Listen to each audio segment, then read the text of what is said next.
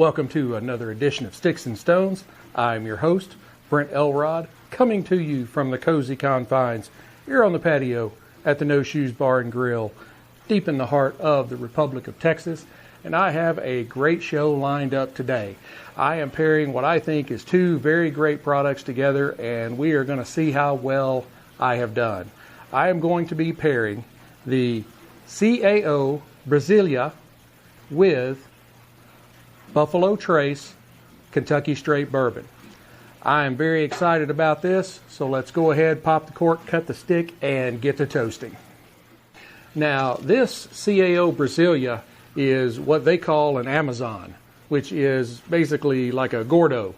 It is a 6x60 on the ring gauge, has a filler and binder from Nicaragua. It has a very beautiful dark Maduro Brazilian wrapper. It has very minimal veining that is almost invisible, tight seams, and a double cap. Now, on the nose, I get a big burst of like fresh earth and some notes of cocoa and some espresso. Let's give it a cut, test the cold draw.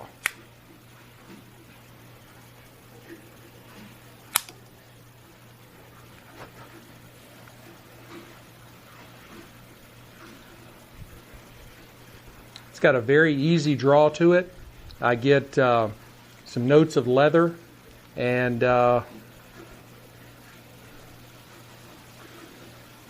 maybe something along the lines of raisin. It's got a very mellow cold draw to it. I think this is going to be a really good stick. Now, Buffalo Trace is the flagship of Buffalo Trace Distillery, which is owned by Sazerac and was introduced in 1999. It is a Kentucky straight bourbon that is aged 8+ years in first use American white oak barrels. It has a mash bill that's made up of corn, rye, and malted barley. It's 45% alcohol by volume.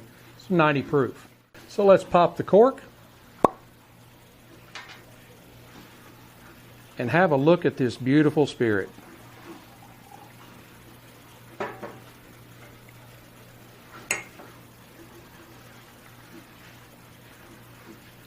This has an absolutely beautiful, beautiful, rich, golden brown mahogany color to it and has really great legs. It really clings to the sides of the glass very well. On the nose,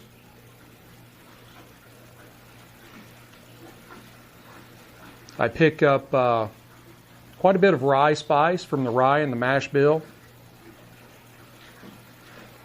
Some smooth and mellow notes of vanilla.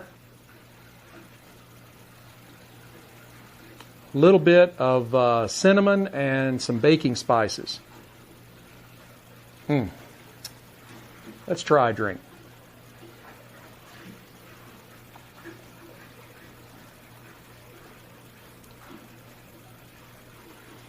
It's delicious. You get a heavy note of rye from the rye grain and the mash bill.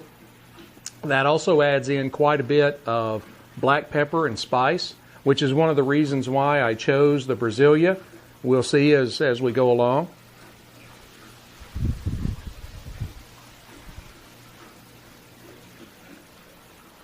I also get kind of a creamy butterscotch and some notes of nutmeg and cinnamon. Let's go ahead and fire this stick up and see how these two go together. I have my Rocky Patel Envoy 5 torch, which should do the job quite nicely.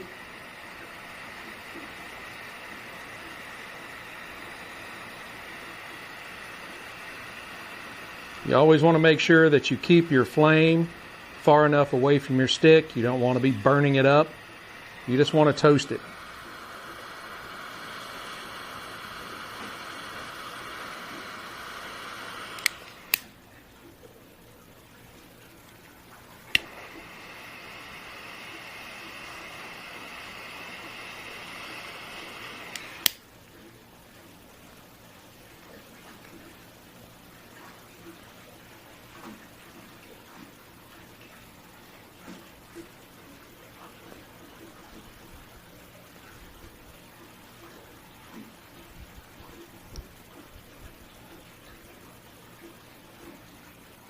That's a really, really good stick. Right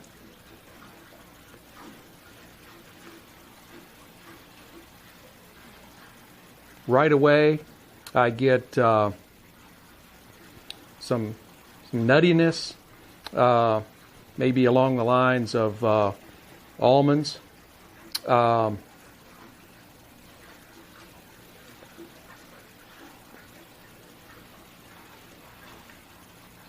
I pick up some notes of cedar and also a really nice earthiness. Let me try these two together.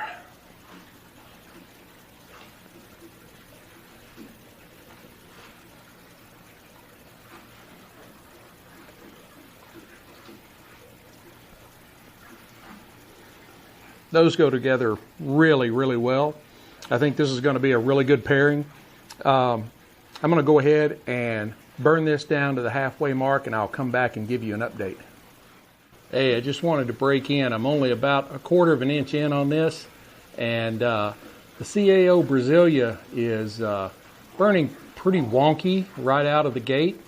I'm going to keep an eye on it, see how it goes, but not a real smooth burn line on this particular stick. Just going to jump back in. I don't even think I need to do a close-up this time. We're about an inch in, and the wonkiness that the stick had in the beginning has really started to straighten itself out. Still got some pretty good waves in it, but it's doing much better, and I didn't even touch it up. So I think it's going to be all right. Hey Stoners, I'm back. As you can see, we're about the halfway mark. Ash still hasn't dropped off yet. The Buffalo Trace is coming along nicely. At the halfway point, you can add in some pepper and spice to the CAO Brazilia, which is marrying very well with the rye spice and the black pepper that I'm picking up in the Buffalo Trace. Overall, this is a very good pairing, and I'm pretty well pleased with it. I'm going to go ahead and burn this down to the halfway mark, and I'll come back and give you my final thoughts.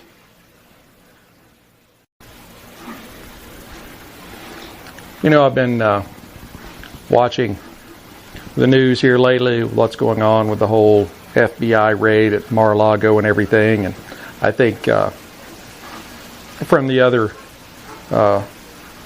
political commentary I've put out thus far, people have kind of figured out that I'm really not Democrat, I'm really not Republican. I'm a registered libertarian. So civil liberties are a very big thing with me. And no matter which side of the political aisle you were on, or what you think personally of former President Trump, everybody should be concerned with what we saw with this raid on Mar-a-Lago. I've reviewed some of the redacted information that has been put out this last week by the court, and some of the pages are completely and totally redacted. The entire page is blacked out. And from what I've seen and what I've read, this is the Justice Department going in search of a crime. They have somebody that they believe is a criminal, and they're going to dig around until they find something that they can pin on him. The warrant that was signed and used to go in and perform the raid was so broad and so vague that they could basically take anything they wanted, whether it had to do with the records that they were looking for or not. For instance, the way the warrant was written, if they found one page in one box and that one page had a classification marking on it, secret, top secret, etc. They could take the box. There could be 1,000 documents in the box, and if one page had a classification marking, they could take the entire box. But they could not only take that box, but they could take the box next to it, the box over it, and the box under it, the box on both sides, in front and behind, even though they didn't necessarily open those boxes. They could take them. They were in search of a crime. And if they can do that to a former president of the United States, what can they do to you and what can they do to me? We have slowly seen a weaponizing of the system of justice in this country, in particular by one particular party, Democrat. But it should concern everybody that they're doing this so blatantly and so overtly that it's wall-to-wall news. They don't care that they're spilling it everywhere. They don't care. We have got to get back to a point in this country where you are innocent until you're proven guilty. And you have to have probable cause to do something like this. From everything that's been put out, the Trump team has been working with the National Archives and the FBI. And the FBI sat on this warrant for 2 months before they executed it. If it was such a big damn deal, why did they wait 2 months? Or did they need to put together more evidence that they could determine a crime had happened? It all boils down to they don't ever want Trump being able to run for president again. And they're willing to do anything and everything to ensure that doesn't happen, whether it's legal or not. And it's wrong. I mean, honestly, I really don't think Trump should run for president again. He had his shot. He did his business. He proved his point. Now go back and enjoy your money. You know, you're 70-something years old. Live out the rest of your life. Enjoy it. Enjoy being in the most exclusive club in the world. Former presidents.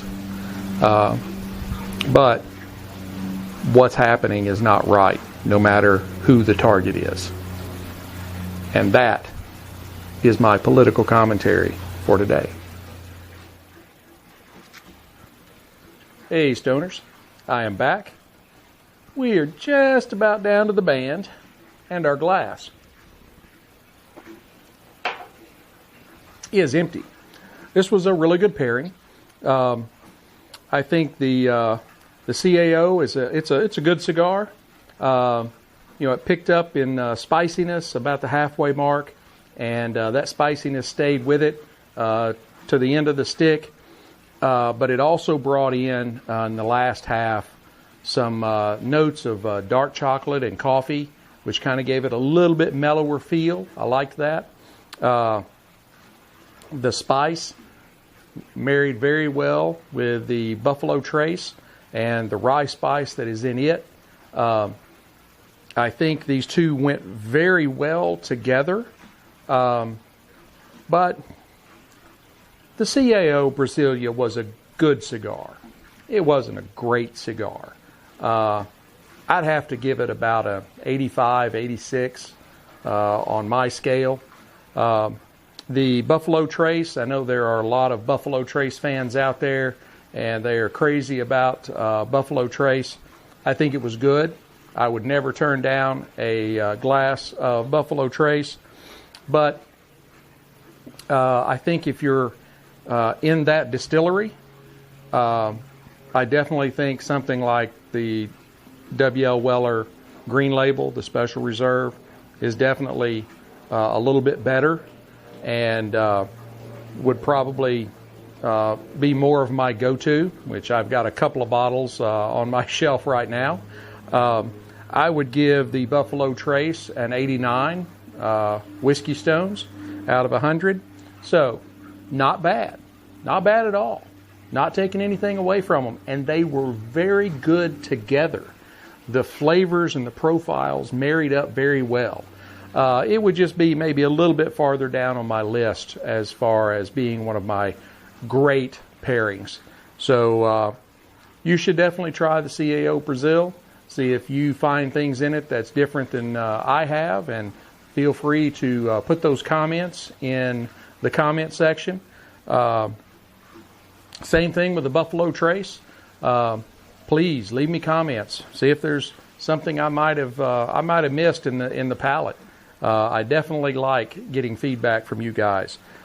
Well, that is going to wrap it up for today's show. I thank you for spending some time with me.